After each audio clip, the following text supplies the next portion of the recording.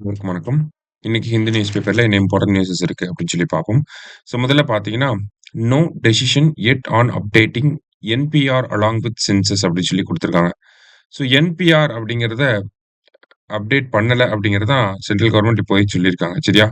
என்பிஆர்னா என்ன அப்படின்னு சொல்லி பார்த்தீங்கன்னா, நமக்கு நேஷனல் பாப்புலேஷன் ரிஜிஸ்டர் அப்படின்னு சொல்லி சொல்லுவாங்க. ஓகேவா? இந்த நேஷனல் பாப்புலேஷன் ரிஜிஸ்டர் என்ன பண்ணும் அப்படின்னா, நமக்கு இந்தியாவுல இருக்கக்கூடிய யூசுவல் ரெசிடென்ட்ஸோட ஹவுஸ்ஹோல்டு டேட்டாவ எடுத்து வைப்பாங்க. சரியா? இந்தியாவுல அந்த என்பிஆர் கணக்கெடுக்கிறப்ப, இந்தியாவுல யாரெல்லாம் யூசுவல் ரெசிடென்ட்டா இருக்காங்களோ, அவங்களோட டேட்டாவ எடுத்து வைப்பாங்க. அப்ப யூசுவல் ரெசிடென்ட்னா யாரு? இந்தியாவுல அட்லீஸ்ட் ஒரு 6 மாசம் இந்த சென்சஸ் அந்த கணக்கெடுப்பு எடுக்கிறதுக்கு ஒரு 6 மாசத்துக்கு முன்னாடில இருந்து இந்தியாவுல இருக்கணும். அந்த கணக்கெடுப்பு நடந்ததுக்கு அப்புறம் ஒரு 6 மாசமும் இந்தியாவுல இருக்கணும். சரிங்களா? இவங்கள தான் நம்ம என்னன்னு சொல்றோம்? யூசுவல் ரெசிடென்ட் அப்படின்னு சொல்லி சொல்றோம். ஓகேவா? கணக்கெடுப்பு நடக்கிறதுக்கு முன்னாடி ஒரு 6 மாசம் இந்தியால இருக்கணும்.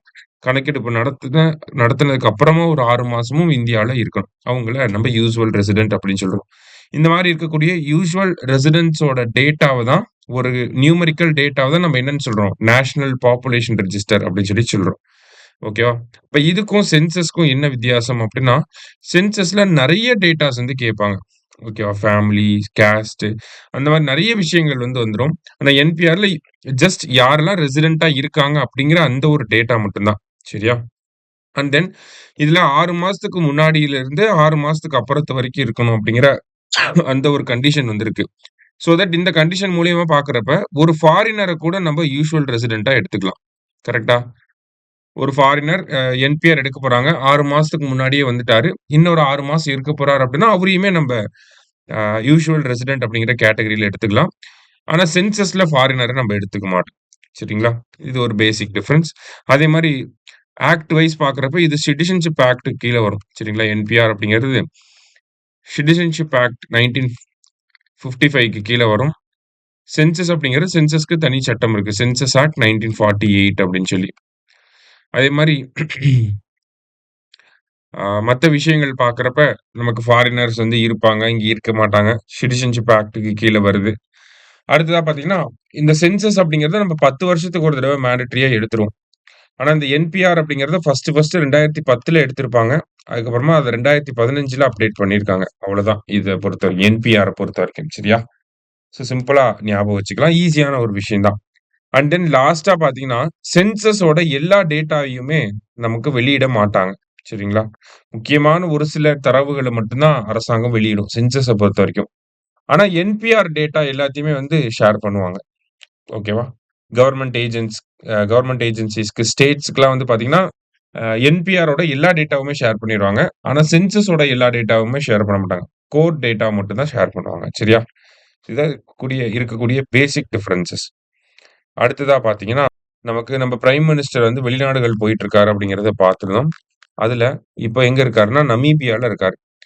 நமீபியா அரசாங்கம் என்ன பண்ணியிருக்காங்கன்னா, அ அ நம்ம பிரதமர வந்து அவங்க நாட்டோட பாராளுமன்றத்துல பேச வச்சிருக்காங்க.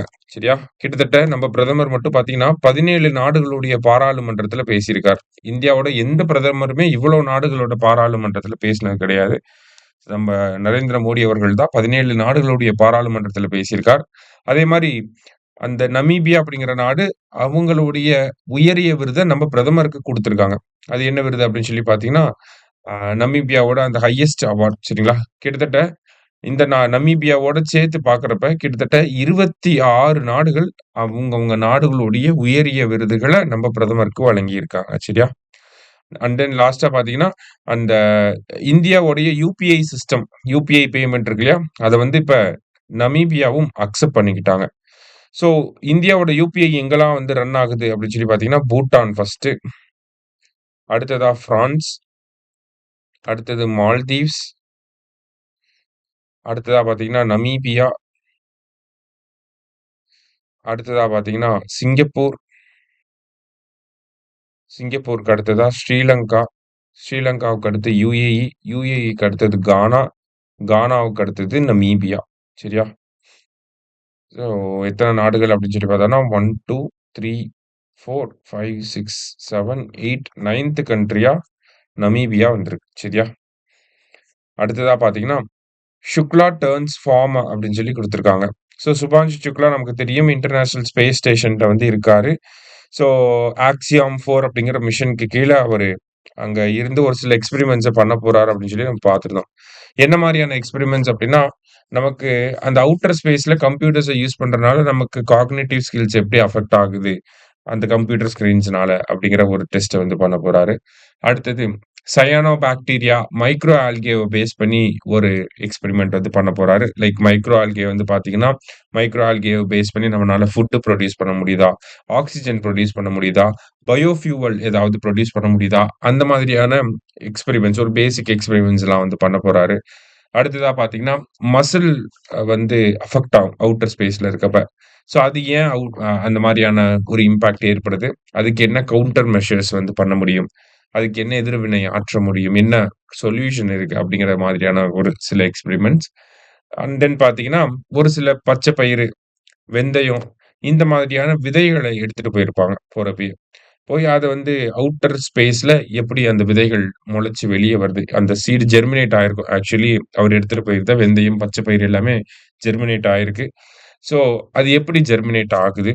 அப்படிங்கிறத ஸ்டடி பண்றதுக்காக அந்த அந்த முளைச்சிருக்கக்கூடிய அந்த விதைகள வந்து திருப்பி பூமிக்கே எடுத்துட்டு வருவாங்க. எடுத்துட்டு வந்து அத சக்சசிவா வளர்த்து அத ஸ்டடி பண்ணுவாங்க.